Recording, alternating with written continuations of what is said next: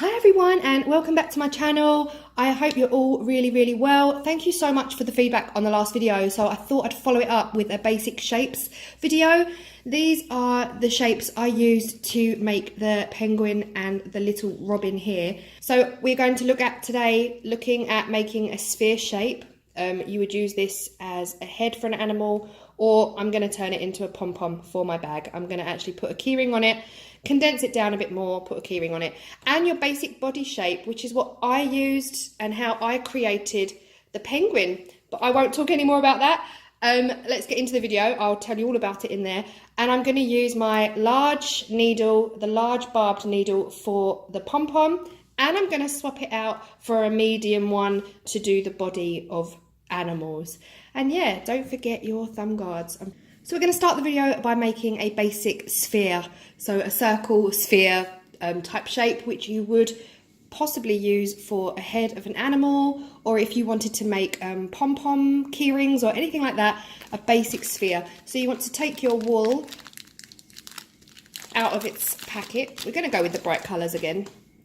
Take your wool out of its packet. I'm going to use a whole bag for one sphere, if I can even say it properly. So I'm going to unravel it here like this, pull it out into its most natural way, and I'm just going to roll it up straight away out of the bag. So I'm going to roll, take the edges in, roll it some more, take the edges in, and just keep doing that until you have what looks like a sphere already. And then as you go, well, before I get too far to the end, I'm just going to needle this as I go. And then that's just going to hold it in place while I do the rest.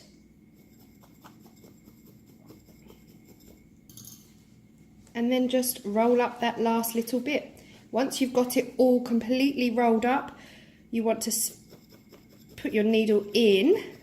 And guys, have you noticed? I haven't even got my gloves on. Oh my gosh, I'll be straight back. Seriously, I don't even know why I didn't have them on. I've had them on all morning doing my felting.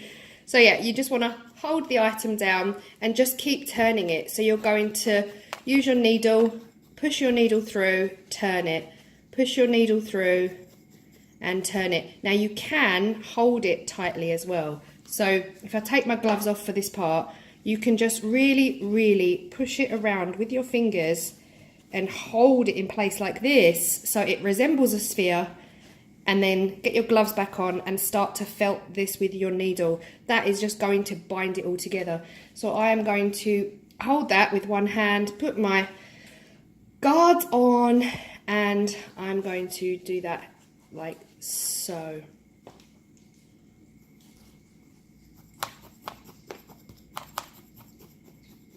You can go in at different angles at this point, but remember what I said in my last video, you're going straight in, straight out, so you still don't want to play around with that needle. It's just you can go in from the sides to keep that shape.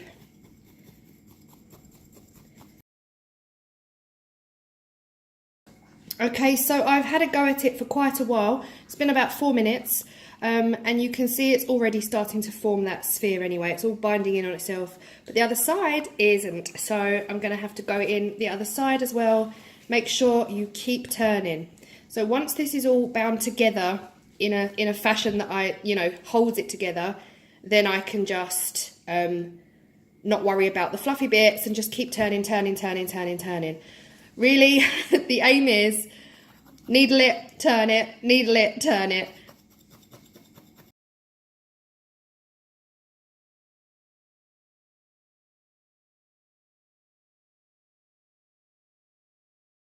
Okay, I'm going to do away with the pad now. I'm just going to hold it in my hands. You can already see this is around about the size of a ping pong ball, just bigger than a ping pong ball.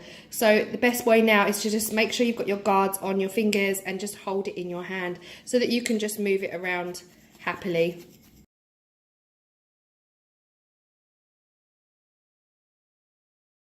Okay, so that's pretty much, I'm going to leave the video there on the sphere, just to, we could be going here for a long time, but the more you needle it, the more condensed it becomes. You could get this down to a much smaller one. But if you wanted like a keychain, a pom-pom for your keychain or anything like that, this is a gorgeous size. And yeah, so that's pretty much how to make a basic sphere. So how I did, the other shape I want to show you is a basic body shape. So actually with the penguin, I didn't use the wool that I bought, that I got in the pack for the inside, for the body.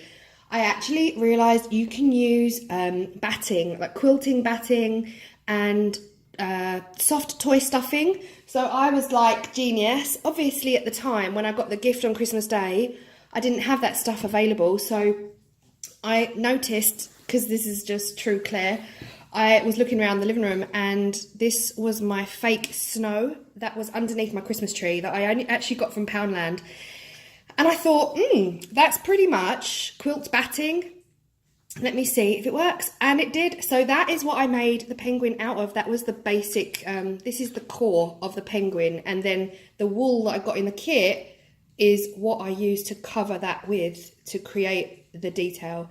So it's a cheaper alternative, I think, if you're going to start needling. Definitely go, you know, I always think go for the best, the cheapest alternative. Don't go crazy all at once, because you might find you actually hate it. So, and you don't want to have spent too much money. So to get the penguin shape, I actually just cut a strip of the batting.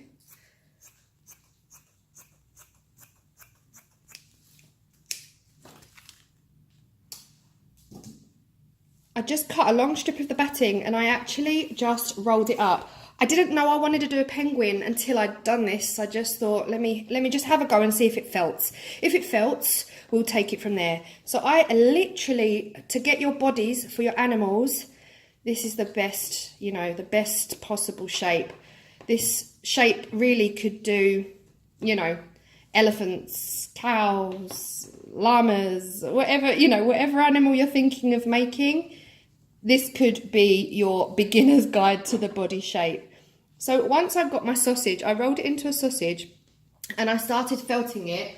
Not 100% sure it would even work, but obviously it did. So I was so happy with that. And it's exactly the same process for this as well. So you're just going to get your needle. Once you actually stab a couple of times, it holds in on itself. So, and that was it. So I did that with the needle. I only have to, you know, stab it a couple of times for you to see that it's already holding. It's holding its own. It's staying in place. Look, it's already felted. It's no longer coming away like this one. It's down, it's staying.